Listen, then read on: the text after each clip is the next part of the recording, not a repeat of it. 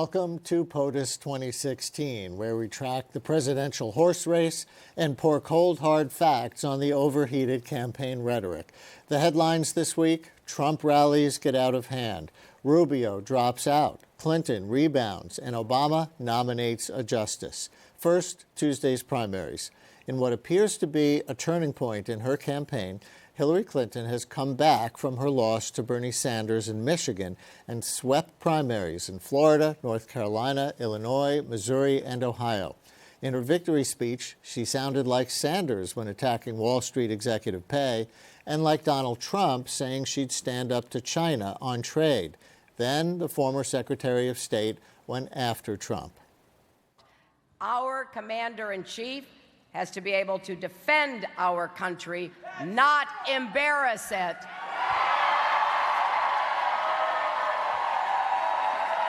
Engage our allies, not alienate them.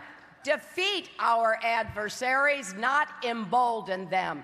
When we hear a candidate for president call for rounding up 12 million immigrants, banning all Muslims from entering the United States, when he embraces torture, that doesn't make him strong, it makes him wrong. Bernie Sanders did not address his losses, but instead gave a fiery hour-long stump speech in Arizona Tuesday night, including this thought: if Walmart's rich owners would pay a living wage, its workers would need food stamps, which would lift a burden off taxpayers. Another turning point. With his victory in Florida, Donald Trump knocked Marco Rubio out of the race altogether. Rubio said he lost because he chose not to exploit the voters' fears of immigrants, lost jobs, and terror. From a political standpoint, the easiest thing to have done in this campaign is to jump on all those anxieties I just talked about, to make people angrier, make people more frustrated. But I chose a different route, and I'm proud of that. Because that would have been, in a year like this, that would have been the easiest way to win. But that is not what's best for America. The politics of resentment against other people will not just leave us a fractured party, they're going to leave us a fractured nation. Besides beating Rubio in Florida, Trump also easily won Illinois and North Carolina and squeaked by in Missouri, claiming nobody has ever in the history of politics received the kind of negative advertising he has. Record. By the way, mostly false. I wouldn't say 100%, but about 90%. Mostly false, vicious, horrible. They say it was 18 million the first week, meaning last week, and 25 million. It added up to over $40 million. And you explain it to me because I can't. My numbers went up. I don't understand it.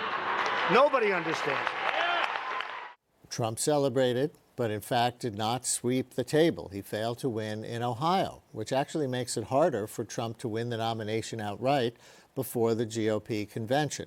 Ohio went to its favorite son, Governor John Kasich. The challenges that we have, we can go to Washington in the first 100 days, fix these problems with a shock and awe agenda that can pass. I think we can rally the people in Washington, because I'm going to remind them that before we're Republicans and Democrats, we're Americans, and we have an obligation to our children. Kasich is not likely to get to the White House. Ted Cruz has a somewhat better chance, at least, of being nominated. Cruz finished second in North Carolina, Missouri, and Illinois. And what of our current president this week? Well, he has decided to let what some call the party of no say no again by nominating to the Supreme Court the chief judge on the D.C. Circuit Court, Merrick Brian Garland. And the GOP did say no again. More on that later. Right now, let's look more closely at what appears to be the beginning of the primary election home stretch. Yes, time for the horse race. Tuesday's exit polls once again showed that the economy and access to jobs were top of mind for Republicans and Democrats alike. Also, Republican primary voters again voiced their dissatisfaction with the mainstream GOP, leaving the door open to an outsider, but a bit less wide with moderate John Kasich's win in Ohio on Tuesday and the increasing likelihood that neither Ted Cruz nor Donald Trump will meet the 51% delegate threshold to secure the nomination via the primary process. Talk of Republican convention chaos in July remains on everyone's lips. And here's an unknown that pollsters are trying to answer. Who will benefit as Marco Rubio exits the race? According to polling from Morning Consult, Cruz will do the best, getting about half of Rubio's supporters, and Kasich gets twice as much as Trump. And what's the delegate count look like now? After picking up 201 delegates last night, Donald Trump cruised by the halfway mark to clinching a victory, sitting now at 661 delegates. Ted Cruz is 255 delegates behind Trump at 406, while John Kasich, with no chance of securing the nomination before the convention, holds on to 142. Tuesday's results serve to cement the common narrative for Democrats. Hillary Clinton remains on what appears to be a glide path to the nomination. Clinton is now farther ahead of Sanders than Barack Obama was ahead of her at this stage in 2008. Due to Democratic primary rules that award delegates proportionally to each candidate, the wall in front of Sanders is rising rapidly. According to the projection wizards over at 538.com, Sanders would have to beat Clinton in remaining states by 16 percentage points in order to tie. Not impossible, but also not at all likely without the help of a significant event upending the dynamics of the Democratic race. Sanders would also have to overcome a severe superdelegate deficit, a task that might be made a little easier if he was beating Clinton regularly, which he is not. At the very least, with southern primary states behind him and states more favorable to him than Clinton lying ahead, Sanders will soldier on and continue to steer policy conversation until the convention. Time to discuss all this. Joining us, Jeff Greenfield. For 30 years, he's been a political analyst for CBS, CNN, and ABC. He's written 13 books, the latest, If Kennedy Lived. And joining us via Skype from Fort Lauderdale, the editorial page editor of Florida's Sun Sentinel newspaper, Rosemary O'Hara. Welcome to both of you. Thank you. Let me start, Jeff, with the Kasich Factor. He's won one state, so what? Not much, unless the dynamic changes. Because the fantasy is, well, now that we're going into places like Pennsylvania, New York, California, New Jersey, allegedly bluer states, surely he'll have a chance. Well, not all those states are all that blue if you're in a Republican primary. And the polling numbers so far show in most of those states, Trump is doing very well. Look, I think Kasich I think if the party was back in 1956 and the elected officials and party leaders could pick their nominee, he might well be the ideal for obvious reasons. You know, experience, governor of a swing state, great record in terms of the popularity. But it's not 1956. And what Kasich is selling, just in the sense of what Jeb Bush was selling, in a sense, experience and a steady hand, does not seem to be with the Republican electorate. And there was some hope among Kasich supporters that he could win Illinois last night and double down on winning Ohio, but he came in third there, even though that's exactly that kind of state you were describing as coming up. And that's what, you know, where dreams go to die sometimes. If you are a long shot candidate, you can create the scenario, just as even now, the people who in the Republican Party who are adamantly opposed to Trump can create this scenario. Well, he'll come in with 40% of the delegates. That means 60% on for him. They'll all get together and we'll produce a nominee. My feeling is, and I'm going to reach back, if you go back to 1952, forgive me, folks, when the Robert Taft people controlled the convention and basically going to give him the nomination by seating a particular slate of delegates from states, the new medium of television brought that message back home, and the convention was flooded with phone calls and telegrams. Now, in an age of social media, you know, multiply that by 100, and you can see what the problem would be, even if you could construct that. So, Rosemary, Kasich at least won his home state. Marco Rubio couldn't even do that against Trump. Why not? Well, it was no surprise going into the election. We saw that he was down by double-digit points. You know, he's a good talker. He presents well. He has a great personal story, but he just doesn't have the experience, the track record that Donald Trump, and like him or not, this man has a track record that people are more excited about. They see him as somebody who says it like it is, and he'll get it done. Marco Rubio went to the Senate, and really he didn't like his job, so he quit showing up. He started running for president almost right away. He failed to take care of his base back home. He did an Eric Cantor where, you know, we never saw him back here on the ground. Florida's a big state. It's not like Iowa and New Hampshire where you can meet the people at the grassroots. We're a big media state. You need a lot of money. You need to keep your hands on your base, you know, all along. And he lost his base. Both Trump and Clinton did very, very well in Florida. Their biggest wins, each of them, came in Florida.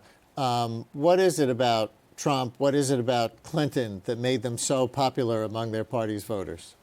Well, you know, Trump is a part-time resident of Florida, and the county in South Florida where I live, Broward County, which is Fort Lauderdale, was strongest for Hillary. We have a lot of Northeastern people from the Northeast who are down here, and I'm in the most blue county of Florida. But in the end, you know, the only county that went for Marco was Miami-Dade. I think that just like the rest of the country with Donald Trump, people are frustrated that people go to Washington and don't do what they say they're going to do. So maybe he'll shake it up. With her, she was on the air down here. Bernie Sanders really ceded Florida to her almost from the get-go. We hardly saw him at all, in part because Florida's a media state and it just costs so much money to run for office down here. So it was never much of a horse race here.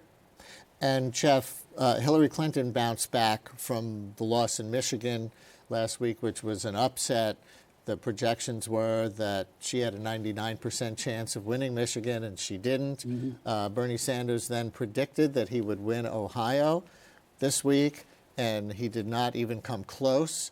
So what's the difference between Michigan and Ohio? Don't they have a similar demographic profile? I think there are going to be a lot of pollsters and prognosticators scratching their head about this because the gap between those two, you know, doesn't make any sense. And what happens in a situation like that is people go back to the 3 or 4 days before the election and try to find the magic reason, and I don't think they're going to find one. You know, it is not explainable by normal political rules, but then if you think about this year, not a hell of a lot is. And I just would make this one other point. Because I did a piece for Politico Monday analyzing what I consider Hillary Clinton's vulnerabilities. And I got a lot of pushback from her supporters after Tuesday night saying, well, but look how she did. Her vulnerabilities are not about getting the nomination. In my view, they are potential vulnerabilities against the completely unpredictable wild card that would be a Donald Trump as a Republican presidential candidate. Vulnerabilities such as? Apart from the trust issue, one, I think she is inevitably, even though she doesn't like the term, an establishment candidate, just by the base of the last of the 25 years. I don't think that's a knock. Just look at her life. And the second is the same thing that trapped her against Obama in 2008 is still a vulnerability in an election where if you think the choice is between the past and the future, I think Hillary Clinton's argument is, look, I'm a woman, so I can't be in the establishment, and I'm a woman, so I represent the future. In my view, that also doesn't work. She is, and she will often talk about the 90s as a relatively golden time. And the last thing I'd say is, if in fact the general election electorate takes to the message that the Republicans seem to have with Trump, we're being screwed over, we're being played for suckers, the system is rigged, and the elitists have done this to us, and trade and immigration are two reasons why she and Sanders both say that too. But she has a track record on both. I mean, she has a track record on trade up until about a year and a half ago, you know. as does the Democratic Party in terms of what the presidents did. My point is, if you link her to her husband, he was a free trader, and he was very big on immigration. This is not a prediction, Brian, because the odds are a Trump-Clinton contest heavily favors her. I just mean there are potential landmines there that her primary victories don't answer. Rosemary, Florida is obviously such an important swing state in a general election. And I realize that people on both sides of the aisle will say their races are not over yet, so let's not run a hypothetical general between any two people too far. But if we can presume for a moment a Clinton-Trump showdown, I see that 1.7 million people total voted in the Democratic primary. That's right. 2.3 million people voted in the Republican primary. Does that mean that this year Republicans have a structural advantage in Florida or not? Well, they've got momentum going.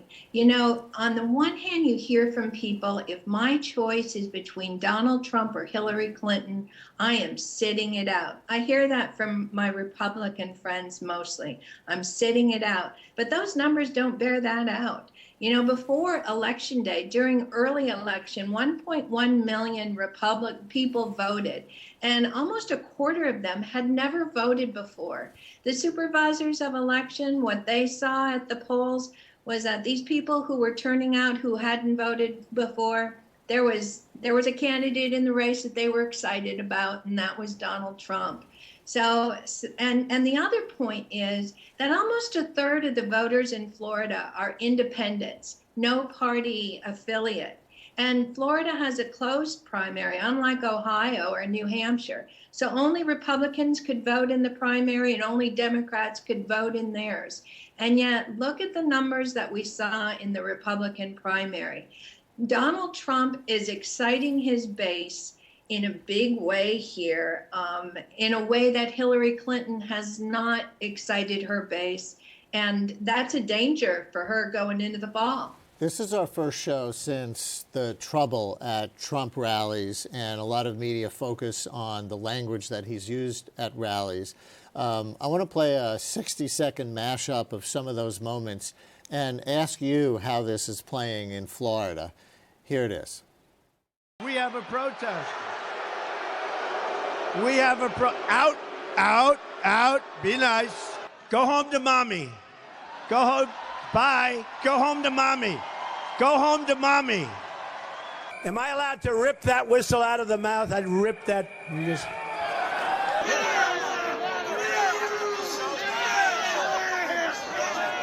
The guards are very gentle with him. He's walking out like big high fives, smiling, laughing. Like to punch him in the face, I'll tell you.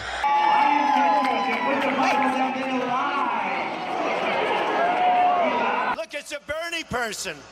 It's a Bernie. Hello, Bernie. Hey, Bernie, get your people in line, Bernie.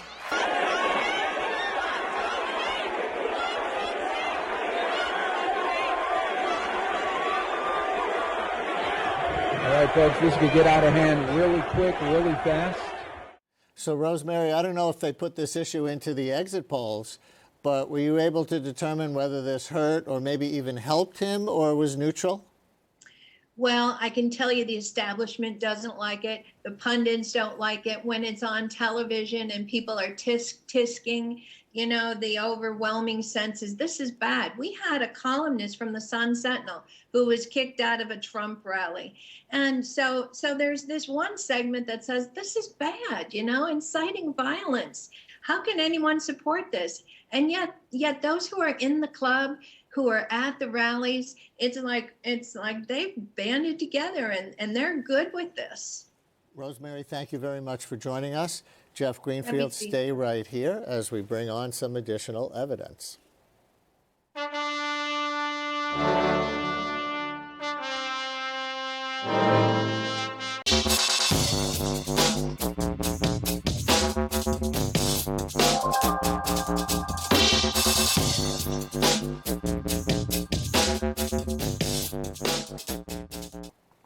Time for evidence-based politics, where we meet a scholar who has studied an issue oversimplified by campaign rhetoric.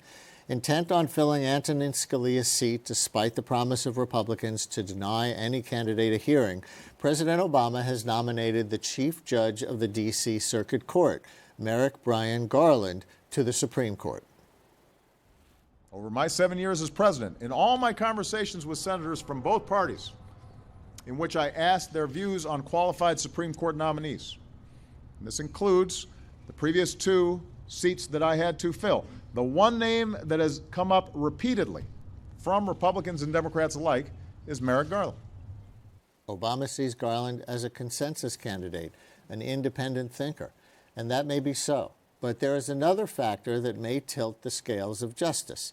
It's the echo chamber judges place themselves in.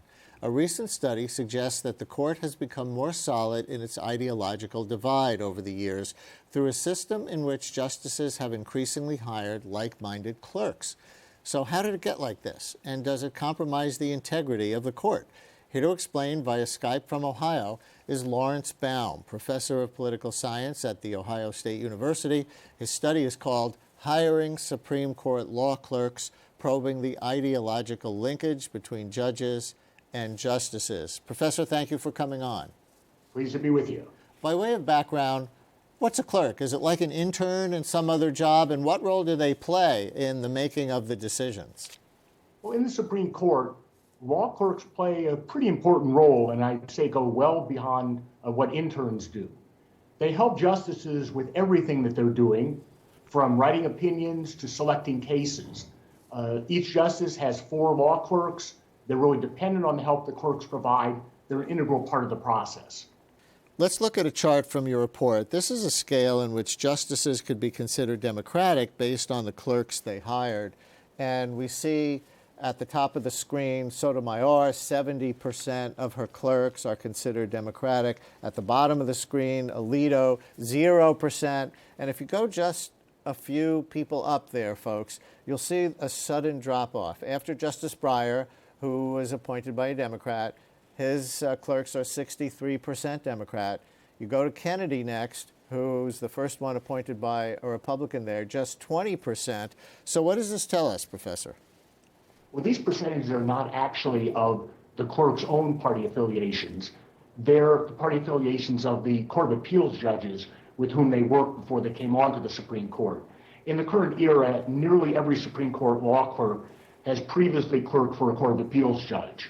And so what we're seeing from the chart is that the justices who are Democratic liberals overwhelmingly get their clerks from the judges who were Democratic liberals themselves, and that's even more true on the other side from the Republican conservatives on the court. And this has gotten worse over time? Well, whether it's better or worse, it's gotten more accentuated. It was the case as far back as the 1970s that you saw a tendency for justices to get clerks from like-minded people on the courts of appeals. That tendency became stronger and stronger and really jumped in the middle and late 1990s and has remained at that high level since then. Jeff Greenfield has a question for you. Yeah, I wonder, Professor, if this isn't a reflection of a larger reality. I mean, it used to be that some Democratic presidents appointed justices who turned out to be conservative, like Byron White, and a lot of Republican appointed justices turned out to be liberals. That hasn't happened since David Souter. So isn't this, to some extent, a reflection of the fact that the justices have become much more politically consistent or reliable than they used to be? Yes, I think that's a good part of it. There are other reasons for this shift over time, but one of them certainly is that ideological lines coincide more with party lines, as you're saying. And although justices are not more extreme than they used to be, they are more members of ideological camps than used to be the case. And that reflects all the political changes, all the polarization that we've witnessed over the last couple of decades. You don't happen to know Judge Garland and his record of who he hires, if he could be considered a Democratic judge. Is there something that the Senate could tell in the confirmation process, if there is a confirmation process, about how much of a centrist or consensus builder he is by looking at his clerks? If senators had enough information about the clerks, perhaps they could do so. But we ourselves don't know a great deal about how Democratic or Republican, how liberal or conservative most clerks are, except for those who've been actively involved in the parties or in ideological groups. Given how closely senators and the people who work for them look at these things, I wouldn't be surprised if they could glean some information themselves. Professor, thank you so much for joining us. So, Jeff Greenfield, what do you make of this nominee, and what do you make of this nomination by President Obama into an almost certain being ignored? If you look at the central assertions about the judge, confirmed 97 to nothing. That's 20 years ago. That's supposedly the proof that he is, clearly acceptable to everybody, and there's no question. You have to be naive beyond belief to not think that's a central part. Obama knows he's not getting this judge confirmed. And where the Republicans may have overplayed their hand is by saying no hearings. There's no reason why in this Senate they shouldn't have said, of course we'll have hearings, and we'll listen to what he says, and then we'll block his nomination or vote it down. But I think it's another part of the political strategy to say these folks are so unreasonable. I'm giving them a judge that every one of them voted for, every Republican, and they won't even listen to him. What I'm wondering about is, whether or not Judge Garland's going to be on the list of Hillary Clinton should she win, or whether this is a sacrificial lamb. Well, that's just what I was going to ask, because Clinton lists, 3 litmus tests, right. At least 3. His position on the Voting Rights Act, his position on Citizens United, his positions on abortion rights and gay marriage. That's at least 4. Yeah, and you know what?